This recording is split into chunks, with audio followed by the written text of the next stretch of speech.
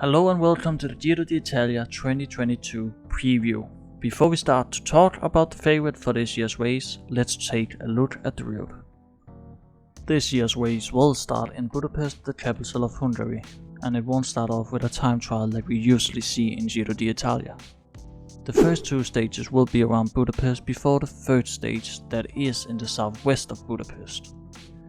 The fourth stage will be in Italy and finishing on top of Etna. Stage 5 and 6 will be sprinter stages before stage 7, 8 and 9, where we'll see the GC take its shape. Moving into the second week of the race, the 10th stage will be the classic wall stage we know from Tirreno Adriatico. The 11th stage starts in Sant'Angelo di Romagna and will finish in Reggio Emilia. And then again at the 12th stage, that will once again be one of the wall stages. We're heading towards Sanremo on stage 13, and the two last stages of this week will be one for the GC riders as we are looking at mountain stages.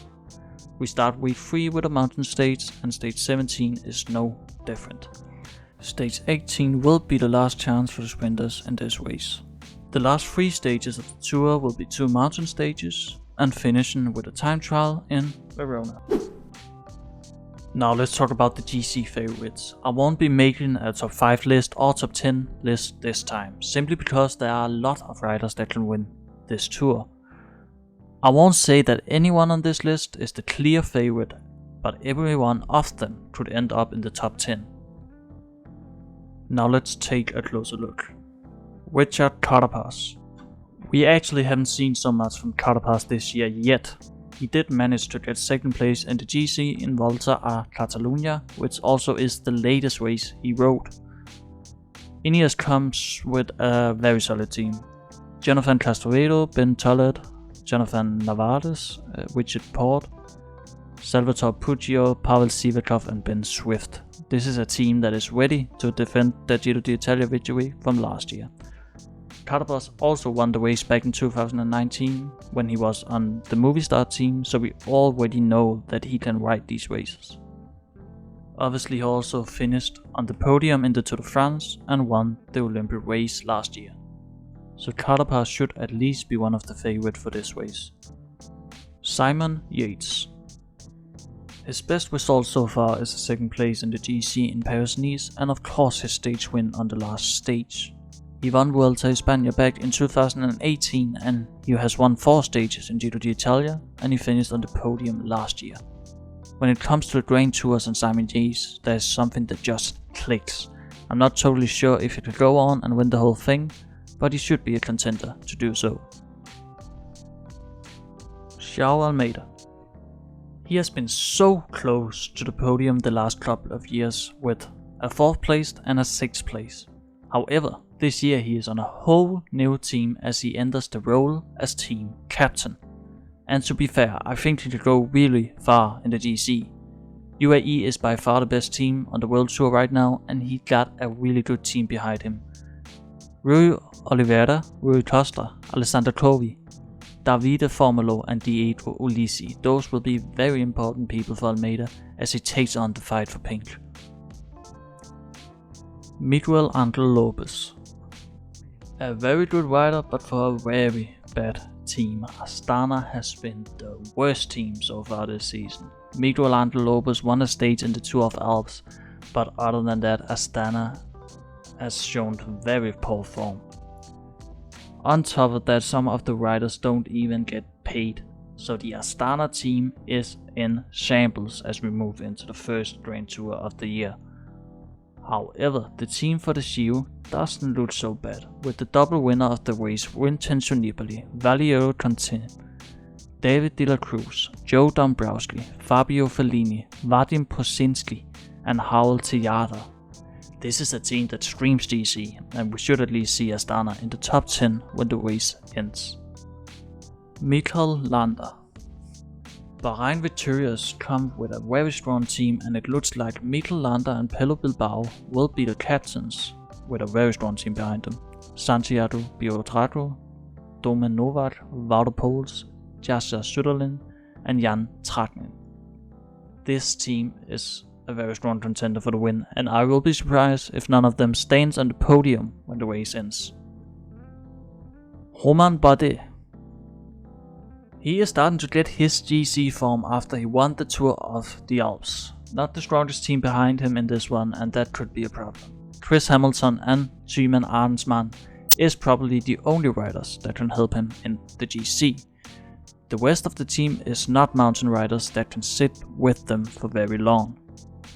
However, I believe that Bardet can get a decent GC result. Giro Ciccone. He is on his way to be a GC rider, but there is still some way to get to that gold. He impressed me on some of the stages last year, especially the cross stage, which he was so close to winning. Bernal took that victory away from him in the end. In the first week of last year's race, he held on to the top of the GC for a long time, and I feel like he got a good team behind him. Dario Cataldo, Matthias Hjelmose Jensen, Juan Pedro Lopez and Bauke Mollema. This is a very strong team that can fight for a top 10 finish at least. Wilco Kelderman. And of course I need to mention Kelderman. He has some good years, especially 3rd place in the Giro d'Italia 2020 edition and 5th place in the Tour de France last year. He is a man that knows how to get at least top 10 finish in Grand Tours. However, it has not been the ideal year for Kelderman. Only one top 10 finish on stage 4 in Tirreno Adriatico, and that's just a stage. He got a good team behind him though, with Emmanuel Buchmann, Jai Hindley, Leonard Kemna. These are some good riders to have, especially when you go into the 3rd week of the race. Tom Dumoulin. We really don't know anything about Dumoulin as of right now. He decided to get back on the bike last year to compete again, but he hasn't made any kind of progress at all so far. Nothing. We simply don't know where he stands. Guillaume Martin. It is always hard to say if he will go for the GC, stages or the mountain jersey. He is a strong rider that can get a top 10 finish in the GC if he wants. Now let's take a look at some other riders that are not going for the GC, but other riders to at least keep an eye on. Mathieu van der Poel. Amazing year so far, but now there is a challenge for Van der Poel as he wants to finish a Grand Tour. That will be the Giro d'Italia for Van der Poel, and of course you should keep an eye on him on stage 10 and stage 12, the classic wall stages. Mark Cavendish. He has won one race so far, Milano-Torino. He gets his favorite lead-out man with him, Michael Merckx. So you should definitely keep an eye on Mark Cavendish on the flat sprinter stages. Benyam Guimaraes. He won Glen-Wevelgem and he got every cycle fans an expert on their lips. He is an amazing talent and also a rider you should keep an eye on stage 10 and stage 12. Alejandro Valverde. This will be his last Giro d'Italia. The old man is yet again on the starting list of a Grand Tour, and we will see if he can end it with a stage victory.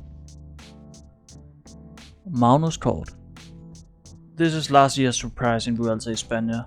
He has been out this season because of a broken collarbone, but he is going for stage wins in the only Grand Tour he doesn't have one yet, which will make him the 2nd Dane in the history to win a stage in every Grand Tour.